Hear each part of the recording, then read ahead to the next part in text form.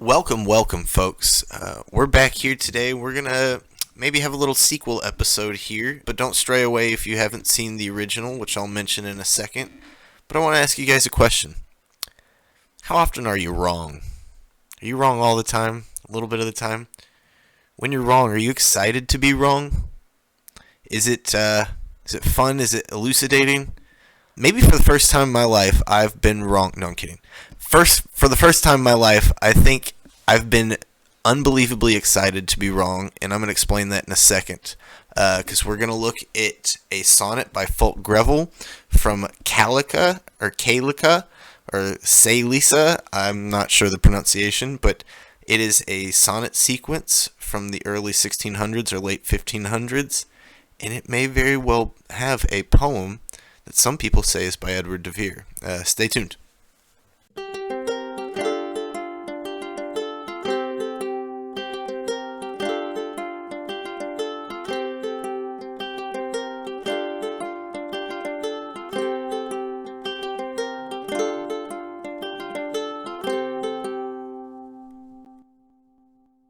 And welcome back to another YouTube podcast episode of Apocalypsis Historia, continuing the Shakespeare authorship question series. Yeah, this is always continuing it, right, Brady? Right, Brady? And this is like red alert, all hands on deck. We need, immediate response team to... Yeah, we're crisis prevention mode. Yeah, there you go.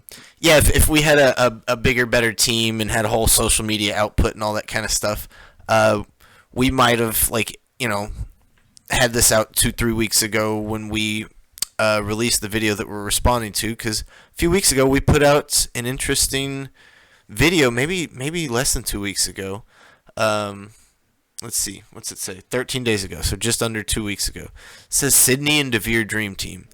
And I was so excited to make that video. And, don't toss it out, because there's tons of nuggets of awesomeness in there. And all the discussion that we're bringing up, I think, still holds value. That said, the entire video was going over this poem called Megliora, Spero, that was attributed to Edward de Vere, the Earl of Oxford. And it was this deep-cut poem that I don't usually see put up with the other Oxfordian juvenilia or poetry collections. And so I was like, whoa, what is this? And sure enough, it had these kind of readings that I thought lent itself to trying to read into some Philip Sidney biography, some maybe courtly political maneuverings that were happening at the time, maybe around the marriage or the potential marriage between Elizabeth and the Duc d'Alençon. I'll get it one day. But that video, unfortunately, de Vere didn't write that poem. And this is where all you Oxfordians that do think he wrote that poem can come in and say, no, he wrote that poem. But that puts you guys in a sticky situation. I don't think you want to say he wrote this poem. But that said, if you say he doesn't write this poem, I think that also puts you in a little sticky situation. Because I think whoever wrote this poem is doing a large amount of Thomas Watson's output. Poetry reads a lot like the same kind of stuff, and we went over that in the video. And so this whole time, me and a lot of Oxfordians actually say, oh, Thomas Watson, that's one of de Vere's early pen names. Yeah, that's when he's writing in Latin and maybe writing some other kind of sonnets and playing with sonnets when some of these other guys like Sidney and them are playing with sonnets in the 80s before they're getting published in the 90s. And I'm, okay, sure, fine, I'll go with that. And, there's people out there that say Shakespeare was the heir to Thomas Watson. It's like, okay, this is all compelling, sure. But no, if Greville wrote this Megliora Spero poem, I'm a way cooler, way more distant on the idea of saying de Vere is Watson. And all of a sudden, I got to consider, what the heck? Is Greville Thomas Watson? But that's, I think, we'll maybe get back to that, but I want to pull it back to just the poem itself and talk about, okay, if this isn't about de Vere, and maybe I should explain why I was so excited about finding de Vere, which I think I do in that video, but Brady and I have been finding Sidney all over the place. We didn't when we started this channel, Sidney wasn't even on our radar. We weren't set out like we're going to be the Sidney guys. We just were looking deeply into old authorship,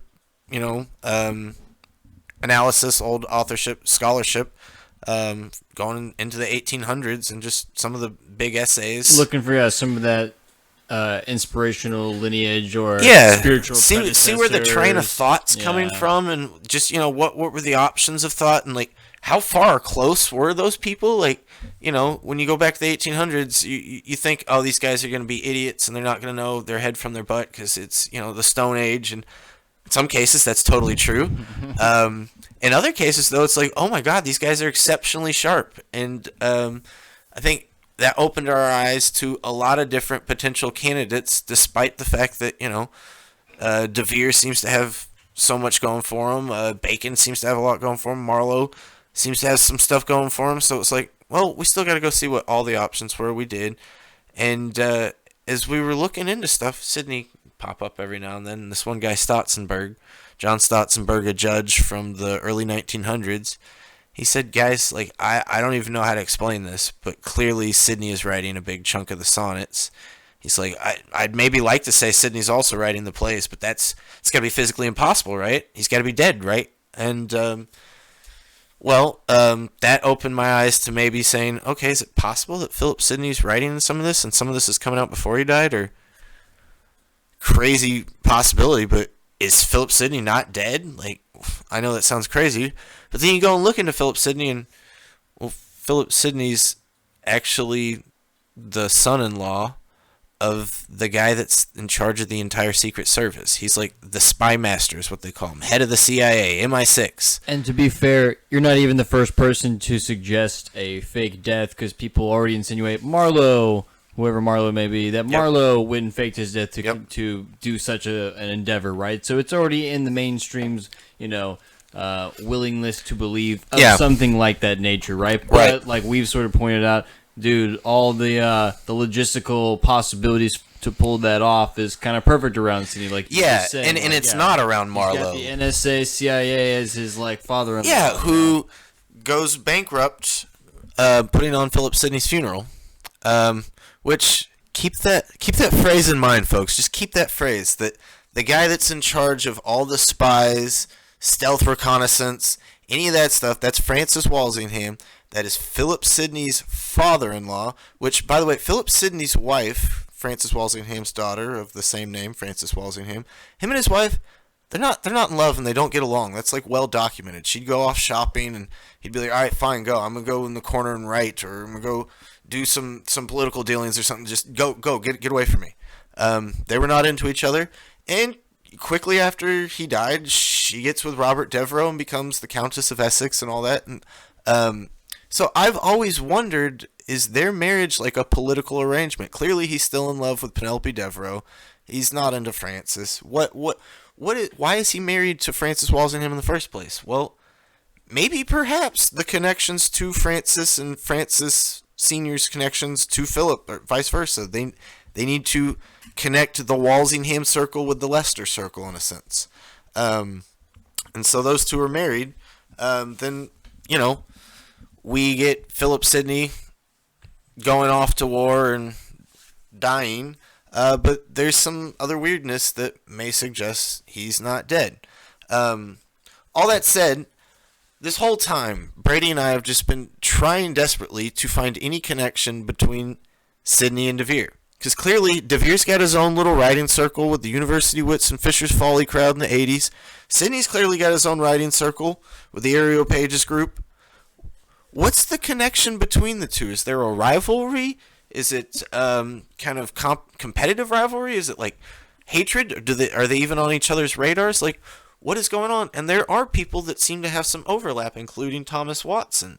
And so it's like, what is happening? So like one of these overlaps, which sort of was the impetus for the episode, is you opened up with the Sidney and De Vere episode with talking about the tennis match between Edward De Vere and Philip Sidney.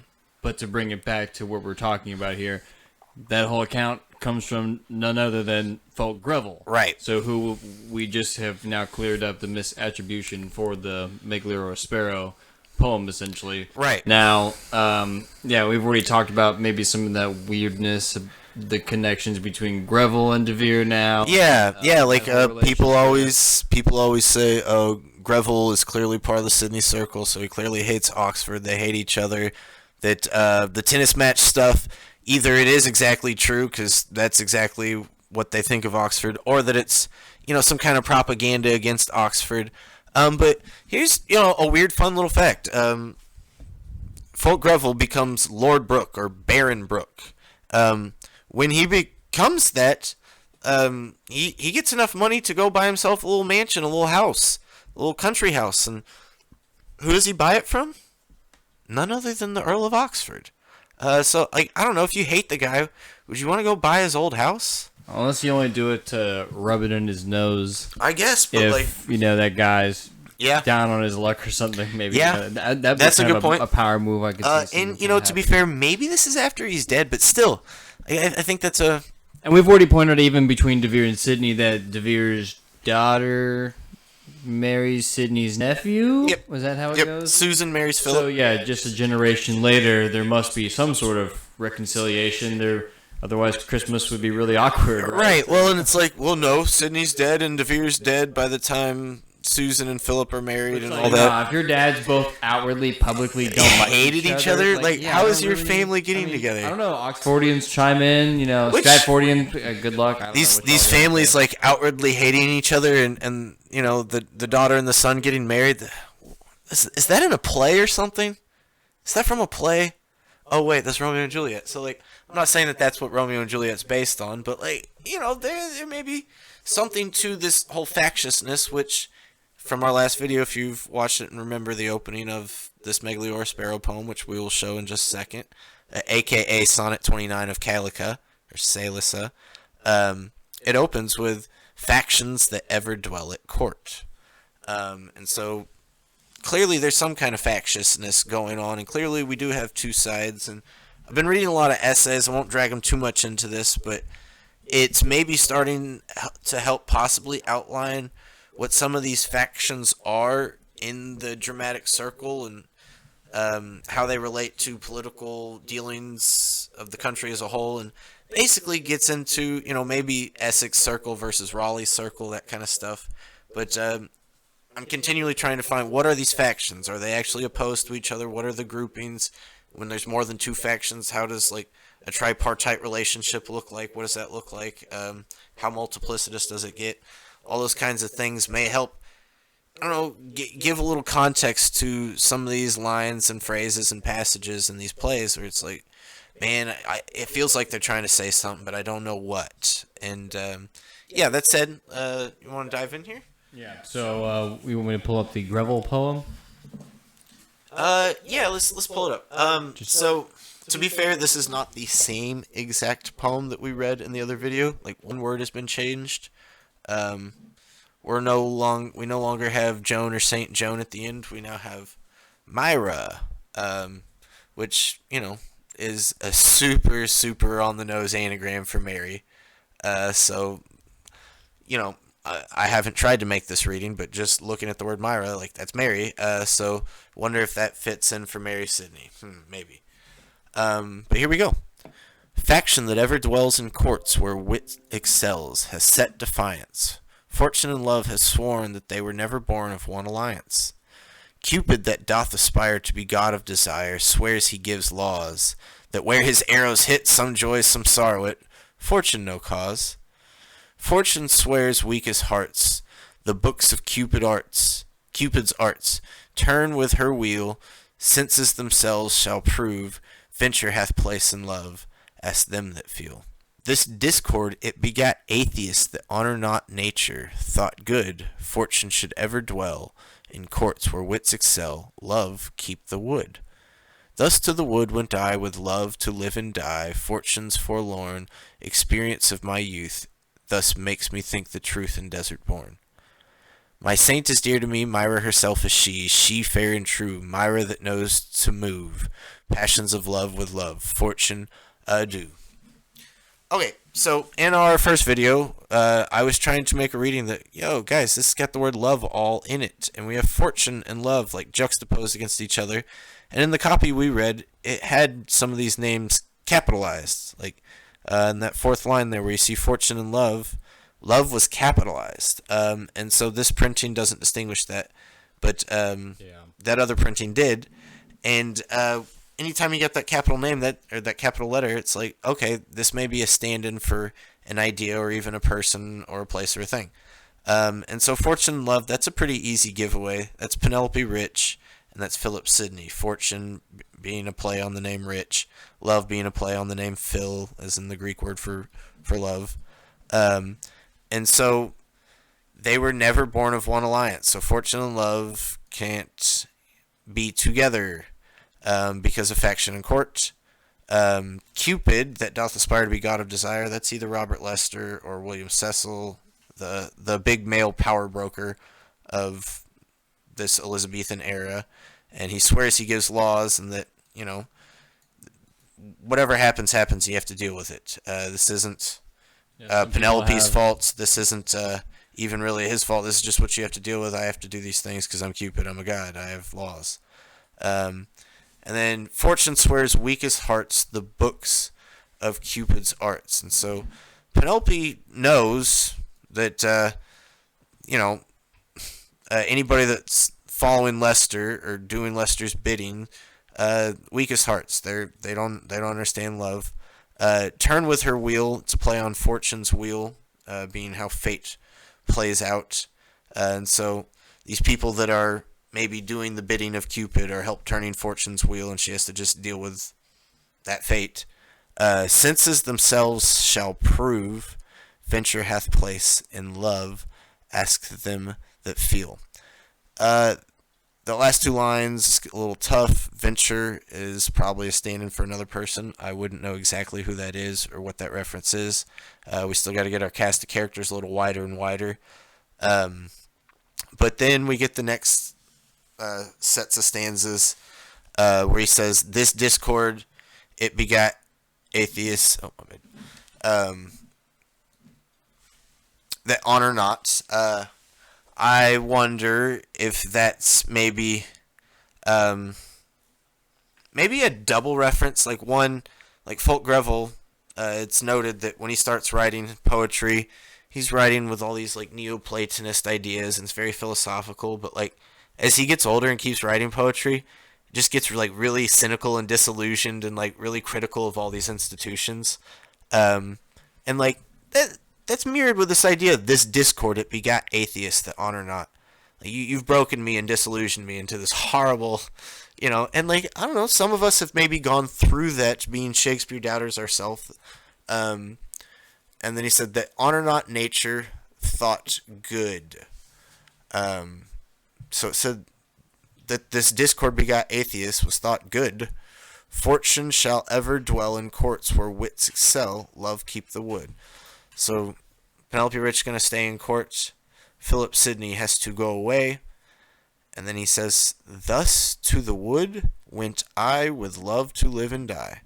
So I went away with Philip Sidney to live and die. That's interesting. And we mentioned that die could be a pun on Edward Dyer, to go be with Edward Dyer, do his bidding, do something like that. But it could also be just a reference to literally Philip Sidney going away.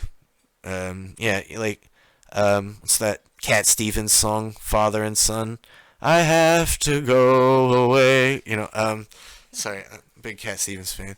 But yeah, like, I don't know. It's that moment where maybe Philip Sidney has to turn away from this great political dream, and yeah, he's gonna live out one last little stunt, but his real decision is to now move to an incognito life and be this, incognito writer. And it does seem to me that that's kind of what this poem is getting at.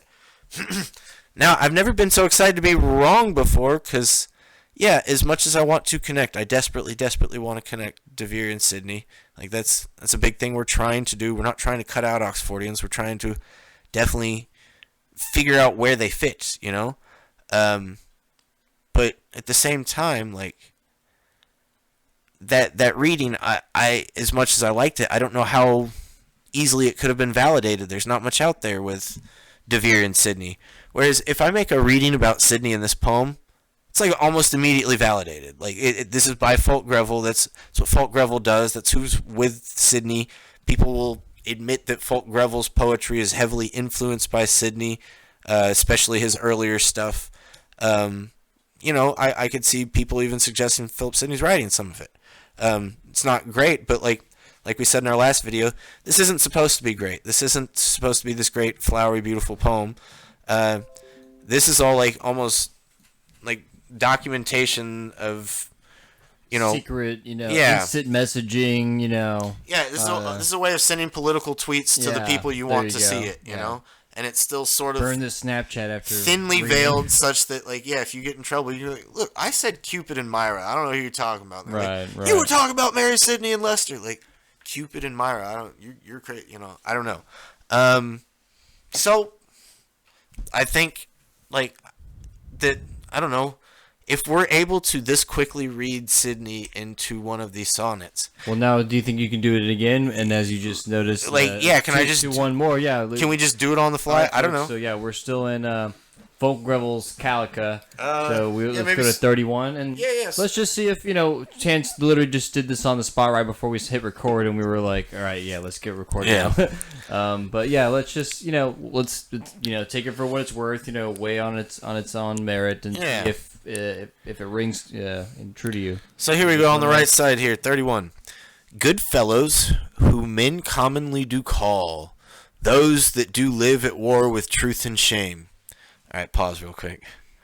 Good fellows, that's a good person, right? That's someone that's people a movie, like. I think. Goodfellas. Sorry. Yeah, but Goodfellas, that's a good person, right? Okay. Whom men commonly do call. Yeah, so other people call these good fellows. Then it says, those that do live at war with truth and shame. Is that a good thing to live at war with truth? Like, usually is that a good thing? Or would you usually lump truth and shame on the same side? No, that's a weird thing, right? Like the opposite of truth, dishonesty and shame, right? The opposite of shame is what? I don't know, grace or innocence or something? At war with truth and innocence? Those things would make sense. Truth and shame, those are on opposite sides of any kind of coin. So why are they getting lumped together? Unless these are not the abstract ideas, truth and shame, and these are stand-ins. I can't guess as to exactly who shame is, but we can maybe try some guesses later on. But we all know who truth is. That's Veer. So a good fellow is someone that's at war with Veer. So who lives at war with truth? I don't know, maybe Philip Sidney, because he's at war with Veer. And once again, we're using Edward de Vere to make these readings too. So it's not just reading Philip Sidney; it's trying to read all these people. If once to love of honesty they fall. So if for once they just quit worrying about their own backsides and they just think about honesty and do the right thing, they fall. Bad things happen. They both lose their good fellows, so their friends, those people that are so good, and their name. What is it? How can you lose your name? Interesting. For thieves whose riches rest in others' wealth, whose rents are spoils and others thrift their gain. So for thieves whose riches rest in others' wealth, whose rents are spoils and others thrift their gain. That seems clearly like a pot shot at somebody. I'm not entirely sure who that is a pot shot, but if we're at war with truth and shame...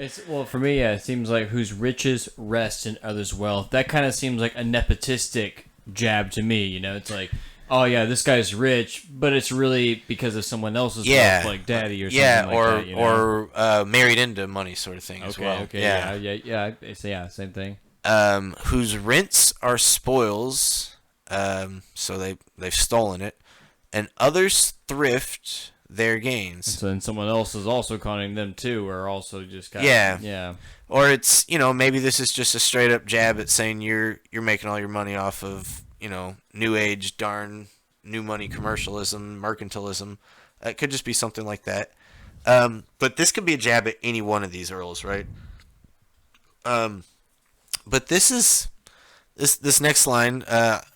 Just a few minutes ago, I said, remember that Francis Walsingham basically went bankrupt, putting on Philip Sidney's funeral. Well, when they grow bankrupts in the art of stealth, I wonder if that is a reference to that. And at the very least, bankrupts in the art of stealth. That's some kind of Walsingham reference, right? Like I don't know exactly what event or maybe who under Walsingham, but this has to do with Walsingham, the Walsingham Circle. All of a sudden, booties to their old fellows they remain.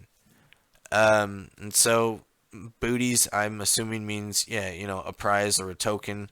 And so when they grow bankrupts in the art of stealth, booties to their old fellows they remain. But who is the they? It's the thieves. So I don't know. Yeah, man, this is getting some National Treasure level. Yeah, okay. Nicholas Cage on scene. Booties to their old fellows, they remain. I can be the Diane Kruger. No, put the lemon juice on it. That's my Diane Kruger, ladies and gentlemen. Which shout out, she's Helen of Troy, which that movie Troy is based on Troilus and Cressida, so you can bring it all back. Cupid, thou free of those good fellows art. So Cupid, you're now free of these good fellows. They've fallen because they had a love of honesty. For while man cares not who, so he be won, thy wings, thy bow, thy arrows take his part. So he's saying, any old guy, they don't really care who they're taking down so long as they get to be Cupid's right-hand man and do the shooting. He neither lives, nor loves, nor lies alone. But be he once to Hymen's close yoke sworn, thou straight bravest this good fellow with the horn. And I can't unpack this exactly. I can't unpack it as clearly as the other one. But, yeah, be he once to Hymen's close yoke sworn. So once you were tied into Cecil, or maybe even Walsingham, or maybe even Lester. Maybe Lester is the name we need to be reading for Cupid. But I'm not sure if Hymen is going to be a synonym for Cupid or if that's another closely related person. But be he once to Hymen's close yoke sworn, so tied, you're now under the thumb of Lester, Cecil, or Walsingham, one of these types. Thou straight bravest this good fellow. And so it's interesting. We have thy wings, thy bow. We have he neither lives. So once this guy's under your thumb, you bravest this good fellow with the horn. Here you go. Hymen, in Hellenistic religion, is a god of marriage ceremonies who inspires feasts and song. Related to the god's name is Hymenaeus, is a genre of Greek lyric poetry that was sung during procession of the bride to the groom's house, in which the god is addressed, in contrast to Epithalium, which is sung at the nuptial. Yeah. He's one of the winged love gods, these erotes. Okay, and so I knew Hymen was the sort of marriage god, but is it being used synonymously with Cupid here, or is it someone other? Else. Yeah. But yeah, be he once to Hymen's close yoke sworn, thou straight bravest this good fellow with the horn. And so maybe Hymen is Cecil or Walsingham, and Cupid is Lester, and it's saying, you don't have these guys anymore because they left you to go with Walsingham, because now be he once to Hymen's close yoke sworn, so be, say, Philip Sidney now tied closely to Walsingham, you immediately made sure that Sidney didn't get to be with the girl he wanted to. Thou straight bravest this good fellow with the horn. Brave somebody with the horn. That term's not exactly a term, but to give somebody the horn means to cuckold them. So now their girl gets to be with another guy. And so, yeah, if you ever reading these plays, and it's like, that man has a horn growing on his head. That means his wife's off with some other dude. And so thou straight bravest this good fellow with the horn. It's like, you now have to this guy has to now deal with like being a cuckold. This guy has to deal with not being with the woman he wants to be with. That seems to me very much going right back to this Sidney Penelope thing once again. So I guess I need to do some background info to see who's in charge of these marriages. Who is Penelope's ward? Is it Lester? Is it Cecil? Who's in charge of this marriage set? Who's saying, no, you're not going to marry Philip even though y'all are seemingly in love and even though your dad's dying wish was to marry him? No, you're going to marry Robert Rich, this greasy fat old pirate guy. Like, I don't know, and she clearly is like, no, I don't want to do that. No. Like, who is the one that made that happen? I need to go look into that because that's going to probably tell me who Cupid is. That said, somebody else read this without reading Philip Sidney into it. Read any of these poems without reading Philip or Mary or any of that circle and try to make heads or tails of these poems.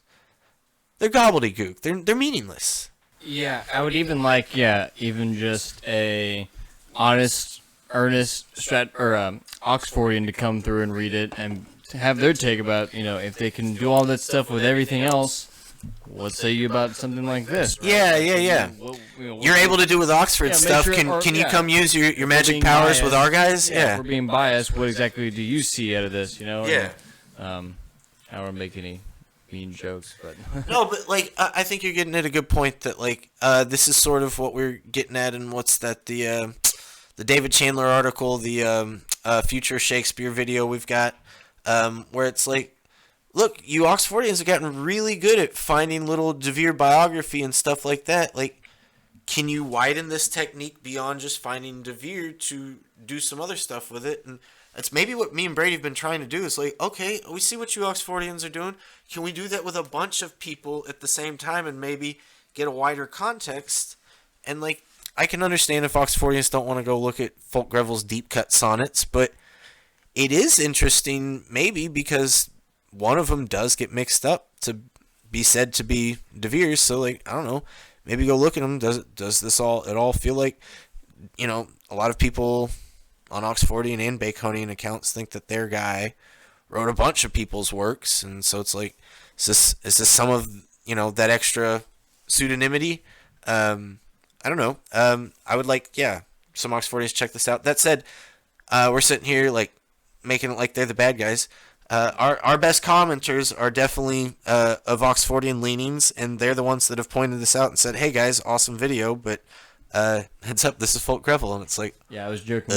We got Nullius and Verba. We Nullius and Verba ourselves. Or you guys Nullius and Verba us. So it's like they have been watching all the way till the end. That's good.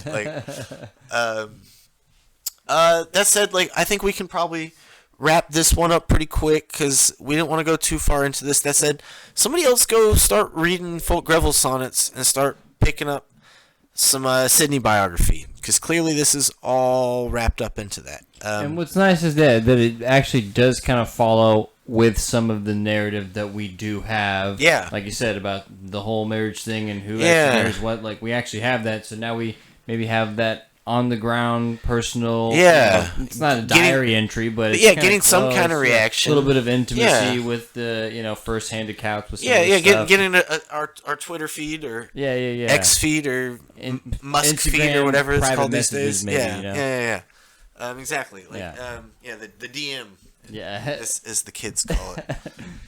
All right. Well, Don't otherwise, know what that stands for. Thanks for stopping by for this little addendum episode. Yeah. Don't forget to check out our Patreon. Thank you to our 2 awesome subscribers right now. Yes. Thank you guys. We're gonna keep shout outs. As the numbers are still in the single digits. So Yeah. Anderson, Savannah, and Driftless Books. Yeah. Which can we talk about Driftless Books and the Bardathon real quick? Sure. Yeah. Just explain real quick what was the Bardathon? Oh yeah, so he did a week-long, 24/7 reading of every single Shakespeare play, and they would switch plays every 4 hours. But there was always someone on that live stream feed reading Shakespeare, and so the more people you could join in on the Zoom call, people could read different parts. Yeah. Hop in, hop out. And so I had hopped on a couple of times. Then you and I hopped on again towards the end. Yeah. And read some Richard III. Yeah. So those we read Act 4 or something like that. Yeah, Act 3 and 4, I think. Yeah, we read from Act 3 into Act 4. Yeah, awesome endeavor. Yeah, really, really cool idea. And yeah. I think we should definitely publicize that bigger, because that could be a thing. Like right. I agree. I think a lot of people were just very much like, oh, this is cool, let me hop in, and people were like would be in for an act or a whole play or sets of plays or days on end, and you could kind of decide how much you wanted to be in or out, and there was always enough people to where you didn't feel pressured to have to do something, but there was never too many people where you couldn't do anything. And so I don't know, I was just super impressed, and I think this thing needs to be a thing. And let's do it next year. Brady and I will be there with your Driftless books, and I think he did it to start the new year off. Like that was sort of the impetus behind it. Was like a New Year's thing, I guess. But that said, like Brady had to read some like deep cut plays that like he would have never. Yeah, Measure for Measure, which I'm not rushing to read that one. Yeah, or what was it? You also did what? Merry Wives? Yeah, I did read some Merry Wives. Yeah, and some Romeo and Juliet. I did read some Romeo and Juliet. Were you gonna read any three of those? Like, maybe how Romeo high and on the Juliet. queue is that for you? Yeah, like, no, I'm trying to like definitely work through you have non-Shakespeare names above those plays, right? Probably, yeah. Although, yeah, Romeo and Juliet was kind of funny to actually read. That's when Romeo's like throwing a fit and throwing himself on the ground, and I was like, "This is pretty funny. Actually, this is pretty great." Right? Yeah. Like, yeah. And I think that maybe mirrors what Ian was saying in our last live stream. That like, we've totally like cut down Romeo and Juliet because all these Victorian stuff that was happening in the 1800s to make Romeo seem more masculine, more like we've just lost so much of the tone of that play that it doesn't seem fun for me or you, but. If you can find the right crowd that get the tone and say, oh, wow, okay, this is a rich, fulfilling play. And, like, I think that's my last note that I want to mention about that like, I was shocked at how good these people reading the Shakespeare was. Not to put any pressure.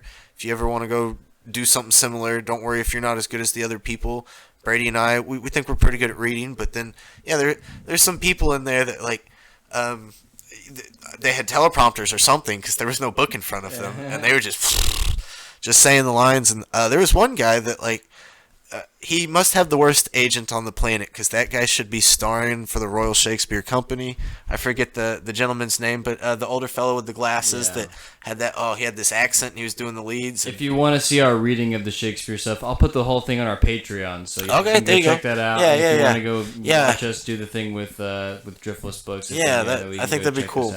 And of course, how appropriate that. When I just conveniently show up, Brady's been popping in and out doing all the legwork, and I just conveniently show up for a little bit, and we're doing Richard III. It's like, you know, it felt tailor-made for me. Like, you know, I happen to be the same and only guy that has that as his number one play. No, well, during my reading, I was reading Measure for Measure, and I was like, I looked up here, and I was like, oh no, I don't have a Signet Classic, but I have the facsimile reprint from 1623 with the old typeface, and so I'm trying to read my lines and S's for J's and Y's for I's, and like, dude, it was a mess, and I probably look like a dyslexic person like reading this thing, and some words I would just stop and be like skipping that and just try to start reading the next line. So it was and I was trying to explain like I don't have it, but then it turned out I did have a complete works of Shakespeare, and like it lapsed my mind. Dude, I totally appreciate that. One, my mom's dyslexic, and I remember me and my brother like spelling bee champions. Like not anymore. As kids, we were like spelling bee champions, and my poor dyslexic mother would have to like read out these giant words to us, and like set a zygophone, and it's like see what but like she'd struggle pronouncing them. And there was one word that she just, like, it got to the section that was, like, words derived from Spanish. There's this one word. She's like, dude, I can't believe this is a word. This word's absurd. And she just, banana. What is that? What is a banana? Banana. And so I just can't help thinking that, like, the word majesty is in Shakespeare all over the place. But if you're in the old-timey print, the J turns into an I, so it's going to be M-A-I, and then it's going to be E-S-T, but that S turns into the medial S, so it's going to look like an F. And so it's going to look like Maestai. Majesty. Like, what word am I supposed to be saying? It's like majesty. Yeah, right. Oh. Or the more humorous version, like I just showed you, where I was looking at some other old, some like other old book about folklore, and it was it was about some monster that came out of a lake, and it would suck men from like a mile away or something. But of course, instead of an S for suck, it looks like it has an F there, so it looks like it's fornicating men from a mile away. I guess. Or whatever. See, like I don't know, old timey literature is fun even for the layman. But yeah, I guess we'll end it there. I just wanted to give Driftless Books a shout out because that Bartathon was awesome. Maybe we'll try and see if we should do maybe something similar ourselves. Maybe not full 24/7 for a week straight because that's awesome and we don't have that kind of time. But as soon as we do, we'll be there. Yeah, I guess bringing it back to one more closing note. We're gonna make some mistakes sometimes, guys, and not just us. Obviously, we're just guys, but some of these big time scholars or big time, doubter YouTubers, they're gonna make mistakes, and it's all about how can you recover from it, what can you gain from it, and in this case, like, was the mistake maybe enlightening itself, and so I just wanted to say that this was this really cool learning experience where we thought we were like onto something, and then we figured out we're wrong. But being wrong doesn't always mean you're not onto something still. And it's like, oh snap! Like somehow we're maybe more onto it than we thought by being wrong. And it was just, I don't know, just a cool experience. So yeah, humbling, of course, right? Yeah. Yeah, too humbling. But all right, we can end it here, and then stick around, folks. We'll have some more coming up soon. We're trying to get some shorter videos going. We got a lot of different topics we're going to be talking about. So, stay tuned. Check out some of our recent ones that we've put out, including the one we're sequelizing here with Devere and Sidney Dream Team. We also have our Tempest analysis. Anderson, one of our great Patreon and just one of our favorite subscribers, has asked us for a while, like, hey guys, let's do a little bit of a reading for the Tempest.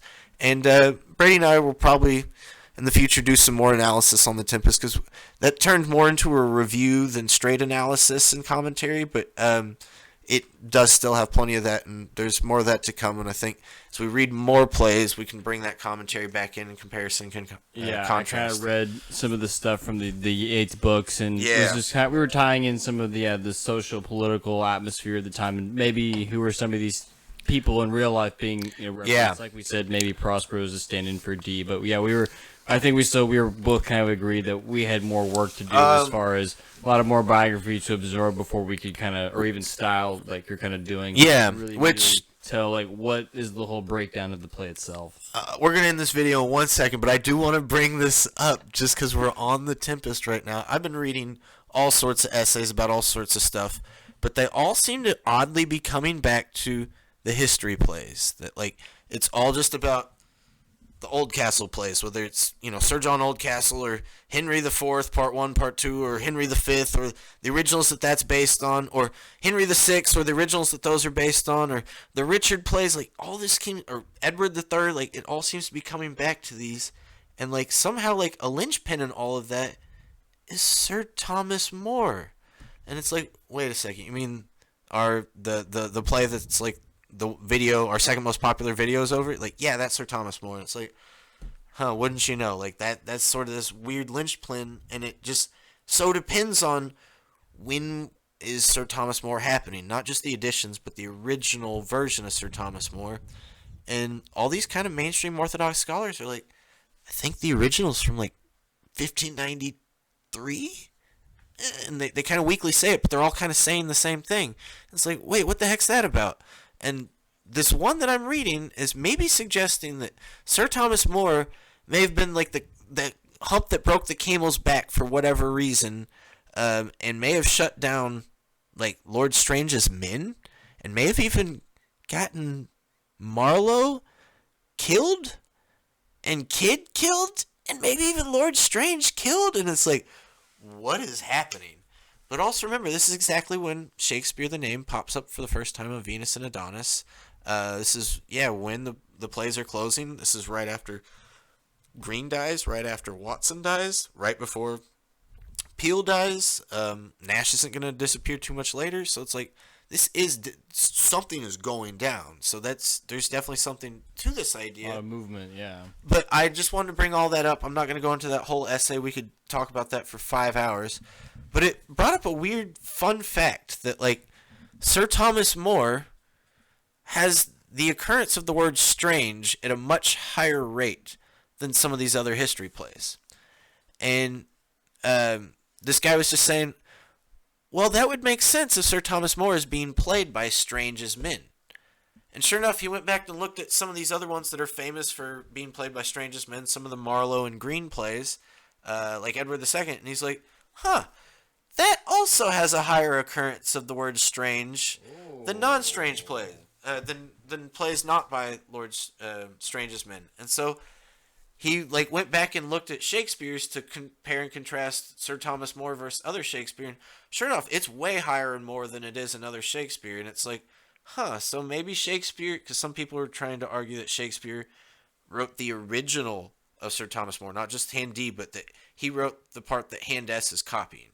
But it doesn't, it's got all that strange, and he doesn't usually use strange, but it's also because Shakespeare, whoever he is, wouldn't have been around a lot in Strange as Men. But there is one play of Shakespeare's that has it like as much or more than Sir Thomas More does. And that's The Tempest. But here's this other weird thing. What is Strange's first name? Ferdinando.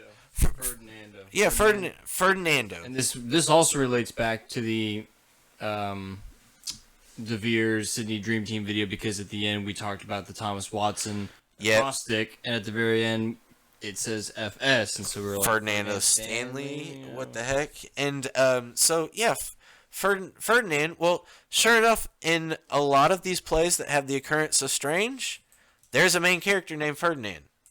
Oh, that's right. And so, who is the prince that we thought was dead but washes up and is still alive? It's Ferdinand.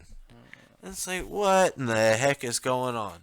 So, it only seems weird that, like, why would you make a bunch of Ferdinando Stanley references if he's dead in 1593 and this is supposed to be a 1612 poem? So either this is a play that's dug up later, or it's misdated, or maybe Ferdinando Stanley's still around. I don't know. The Tempest is the first listed play in the folio. So. And so, yeah, I don't know. Like, I don't know what to say about that. Last little note on Ferdinando. I was looking through some John Weaver epigrams, which are just, little quips or little mini poems about other people. And he has one on Samuel Daniel. And he's, saying, Samuel Daniel, you're pretty great and all this. And let me see. I probably took a picture. Samuel Daniel, you're pretty great and all this, but why didn't you eulogize Ferdinand? It's like, because Samuel Daniel would be popping up and on the scene in those early 90s. Yeah, right around when Ferdinando dies in 94. And but it was a little more cryptic than that. So let me see. Daniel, thou in tragic note excels, as Rosamond and Cleopatra tells. Why dost thou not in a drawn bloody line offer up tears at Ferdinando's shrine? But those that e'er did, and this is where it gets super wonky, but those that he did bewitch him then, so ere is usually spelled E-R-E, which means before, but here it's spelled E''R''E. So what is that a shortening of? And then it says he, and then it says did, but did is spelled D-I''D-I, D-I''D-E. That's not did. That's like shortened for divide. Yeah, that's what I was thinking. But like, why would... Died. Or yeah, died. He died? Died? Died, yeah. Guess. But those that ere he died bewitched him then, belike bewitcheth now each poet's pen. Super cryptic, right? Super cryptic. Go check out John Weaver, guys. Bastion's all about John Weaver. Bastion thinks John Weaver's yet another pen name of Shakespeare. And I can understand that. Some of this, it's like, oh, this does kind of read like that Francis Mears Philip Sidney kind of stuff. Where it's like, oh, so and so's really good at this, or but I don't know. That's what all these people seem to be doing. So I don't know if I want to claim similar authorship or not. But I will say that the first name that he mentions, and here I'll go ahead and read it.